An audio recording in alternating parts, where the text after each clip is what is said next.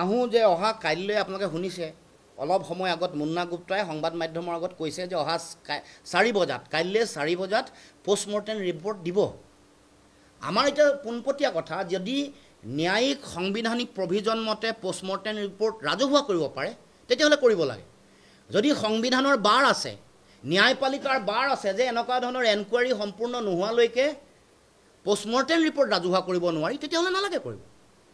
আমি আইন আৰু সংবিধানৰ বিৰুদ্ধে কেতিয়াও কথা কোৱা নাই।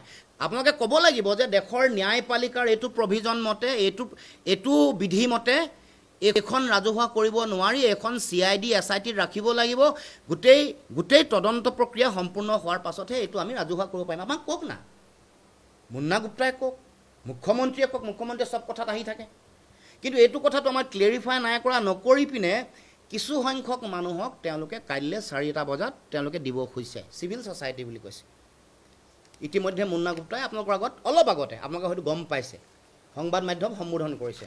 আহোঁ যে অহা কাইলৈ আপোনালোকে শুনিছে অলপ সময় আগত মুন্না গুপ্তাই সংবাদ মাধ্যমৰ আগত কৈছে যে অহা 4 বজাত কাইলৈ 4 বজাত পোষ্টমৰ্টেম ৰিপৰ্ট দিব।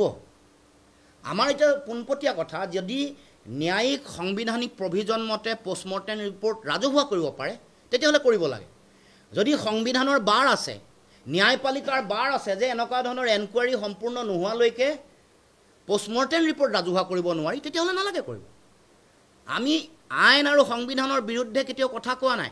আপোনালোকে ক'ব লাগিব যে দেশৰ ন্যায়পালিকাৰ এইটো প্ৰভিজন মতে এইটো বিধি মতে এখন ৰাজহুৱা কৰিব নোৱাৰি, এখন CID SIT ৰাখিব লাগিব।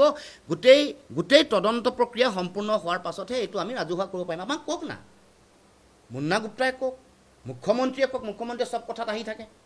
কিন্তু এইটো কথাটো আমাৰ ক্লিয়াৰিফাই নাই কৰা, নকৰি পিনে কিছু সংখ্যক মানুহক তেওঁলোকে কাইলৈ 4টা বজাত তেওঁলোকে দিব খুজিছে, চিভিল ছ'চাইটি বুলি কৈছে।